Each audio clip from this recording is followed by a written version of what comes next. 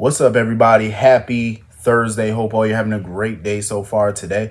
Getting into this episode of GH. Well, before I get into this episode of GH, number one, don't mind that damn closet door. Don't mind that bullshit. I hate those damn doors. Every time you like swing it open, the shit fall. It comes off the thing. It comes off of it, and I always have to kind of try to put it. It comes off the track. That's what I'm looking for. That's the word, the track. It keeps coming off the damn track. It pisses me off. It's annoying. I got to change that door out at some point. I just been busy working. I haven't had a chance to do it, but at some point that damn door got to go. It pisses me off. It really does. Second, what the hell is going on with ABC Disney? I keep hearing all these rumblings about writers changes and stuff and Chris Van Eaton coming back to the show. I don't know what's true and what's not. It's like, what the hell are they doing over there? Like, don't be sitting over here playing musical chairs with the damn writer's room.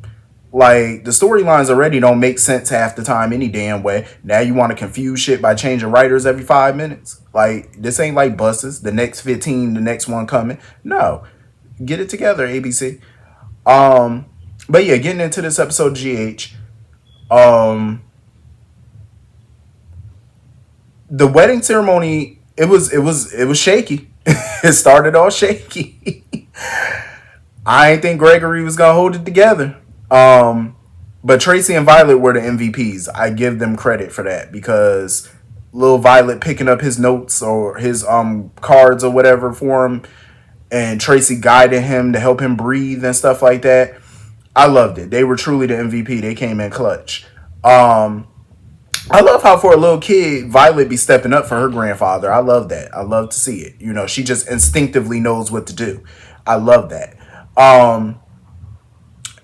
But he pulled it together and finished the ceremony. I thought the vows were beautiful. It was so funny whenever Chase tells that story about how him and Brooklyn met and she popped him upside the head with that bottle. That shit is funny. Like, that's a funny ass story to be telling at a wedding, I ain't gonna lie. But yeah, it was beautiful. I'm glad that they're finally married. Finally. We finally finished that up. Chase done lost his damn mind when he was talking to Gregory, talking about, I got something else to put on your bucket list for you to hold your first not your first grandchild, but for you to hold, my first child and stuff like that. I said, sir, how you gonna sit here and put that another little impossible thing on his bucket list? And I say impossible because it takes 9 months to make a child. Okay? Gregory barely got through this wedding. That man was on shaky ground at the ceremony. What make you think he gonna be around another 9 months to hold some child? I ain't saying he gonna die in 9 months, but who's to say he gonna have all his faculties? Like, he gonna be able to hold anything? He barely could hold a glass. Like, what make you think he gonna hold a child? Chase, go sit down. So I understand he trying to give him some hope, but on this note, you can't keep hope alive on this one. You might want to let that little one go. I'm just saying. And him and BLQ talking about renewing their vows or having a vow renewal regularly and stuff. I don't like when people do that. That's just my opinion. I don't like when people have vow renewals every year. Like, every anniversary and stuff like that. No. I feel like once you hit your 10th wedding anniversary, that's when you should do a vow renewal. Once you hit your 30th or your 40 or your 50, one of those, then you do a vow renewal. But to quarterly do that shit, I feel, no, we're not going to do that. Like, we're not going to do that. No, hell no. That's team too much.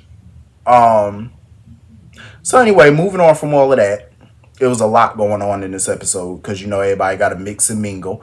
I thought Spinelli and Maxie were so freaking cute. I'm glad that they were all, lovey-dovey and kissing and stuff. Spinelli came with the little game. He was like, what bride? I ain't see a bride. All I saw was you. You sure there was a wedding? Because all I saw was you. I said, okay, Spinelli, you got a little game. I see you. I love that they're giving their relationship another shot. I didn't think they could pull it off at first, but I'm glad they giving it another shot. They look cute together. Sonny done lost his damn mind, sitting here asking Natalia, you should stay. Listen, if that heifer want to leave, let her leave. Why are you sitting here insisting that she stay? Natalia is so annoying. I mean, that's a gorgeous ass woman, but she just give me controlling and social climber vibes. Um, cause her sticking around and all that type of stuff, you ain't need to stay. Like you didn't. And I don't like how Christina, before I even get to that, I didn't like how Natalia was sitting there trying to be all business with Maxie. And I'm glad Maxie kind of checked her. She was like, oh, I see you don't get invited to a lot of parties. That shit was funny. Because I agree. It's like, why are you sitting here at somebody's wedding trying to talk business and stuff? Like, girl, get the hell on somewhere. But yeah, back to Christina. I don't like how Christina always feel like she got to get Natalia's approval or her acceptance. It's like at the end of the day, she was trying to pimp her father out. Oh, charm her and stuff like that. And then she's sitting there talking about, trying to get Blaze to like make sure, that they put in a good word for her with Natalia or whatever, to make it look like she's making, Blaze happy, or to convince her, so to speak, that she makes Blaze happy or she's good for Blaze. Stop that. At the end of the day, the only acceptance Christina needs is from Blaze. If Natalia don't accept her, it's whatever. You can't force people to accept you. Either they do or they don't. That's on Natalia at the end of the day. Christina just need to let that go. And why is Sam getting text messages about Dante's cousin Patty? Oh, there's an emergency with Patty. So what that got to do with you? Like, do Sam even know Patty like that? Why would anybody be texting Sam about Patty? Or why would Patty be texting Sam? Like, I ain't think Sam knew her like that to be getting a text to go handle something. I'm like, really? So anyway, Drew. I'm tired of him. I'm tired. I'm tired. I'm tired. I'm tired. I'm tired. I'm tired. I'm fucking tired. I'm tired of that bastard. I'm tired. I am so.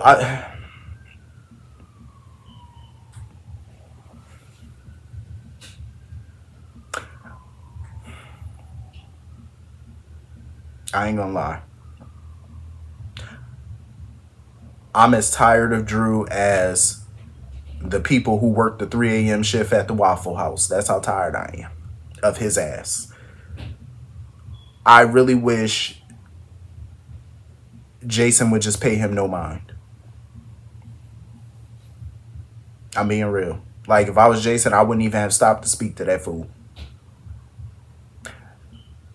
I feel like Drew is jealous of Jason. I feel like he has some type of entitlement. Like, Jason is supposed to speak to him, or Jason, oh, so we haven't reached out to each other or whatever since you came back.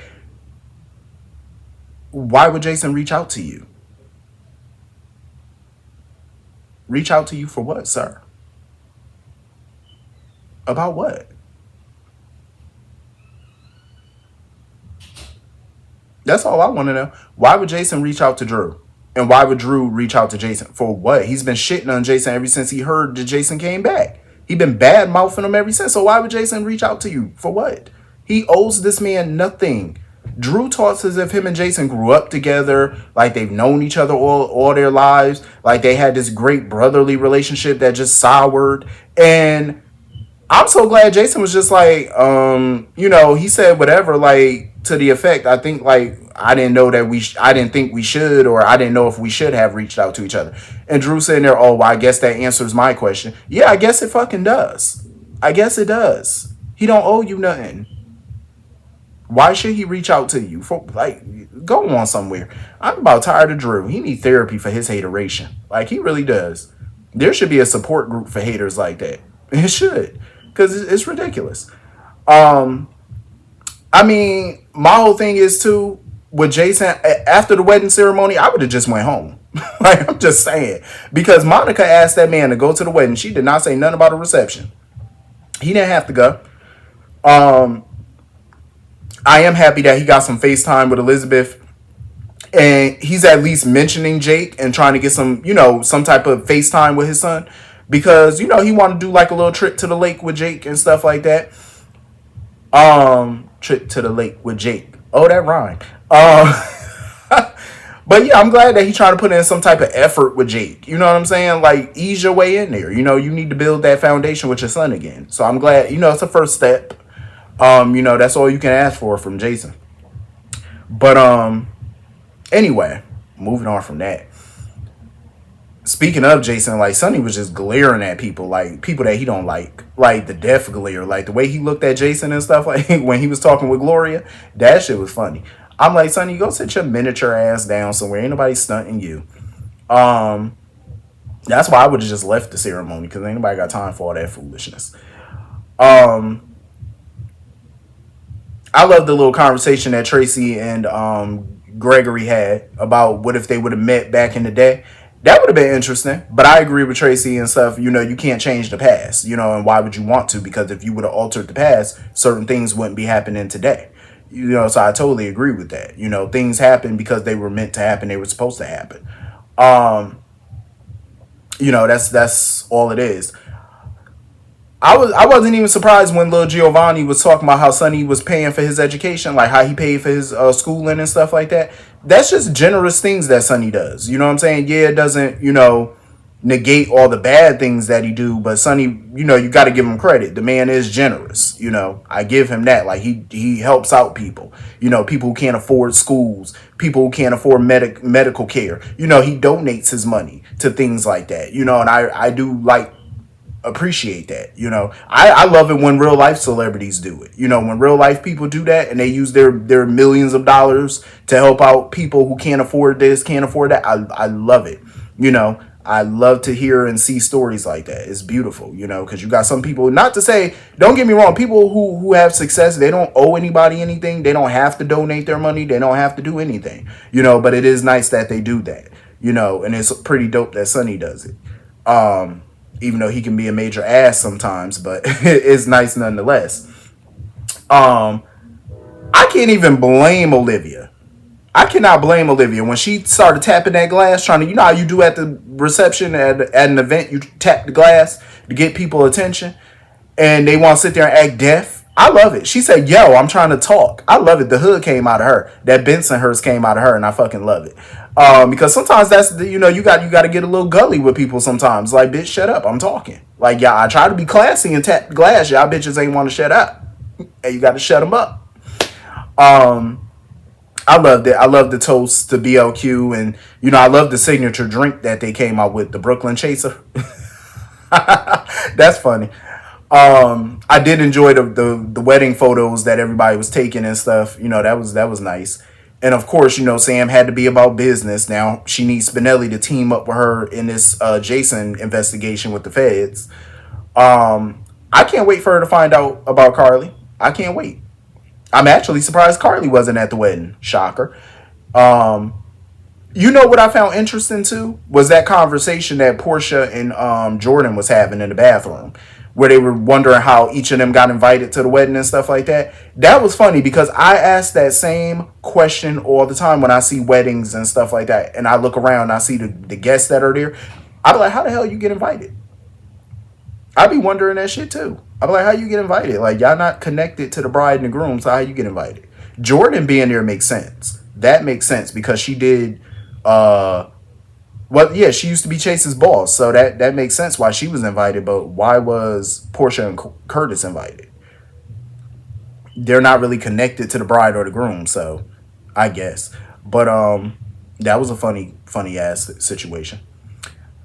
Carmine, why do people do that? Whenever they go to like a wedding or a party and they're around a doctor, why they always start talking about whatever rash they got, and then got the nerve to pull his pant leg up and show the rash.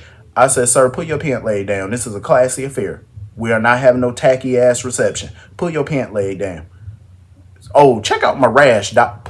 What? Sir, Gloria, come get your husband. He acting up. Come get him.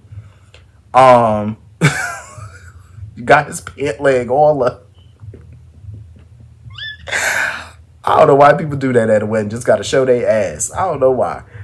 Um, I did enjoy that little scene with Ned and Lil Violet, and they did that song together and stuff. That was beautiful. That was nice. I could definitely see Lil Violet growing up being in the music business. I could see that. I could see her being a child at this moment. You know, I could see BLQ snapping her up, you know, signing her or whatever, and managing her as a child star. I could see it. She could be a part of the new age kid bop. You know, I could definitely see it. Um, But I know that situation with Finn is gonna be a hot mess because Carmine handed him a drink, and then when they were watching, Violet and them play, Finn didn't even realize that he was sipping some champagne. I said, "Oh, there goes his recovery."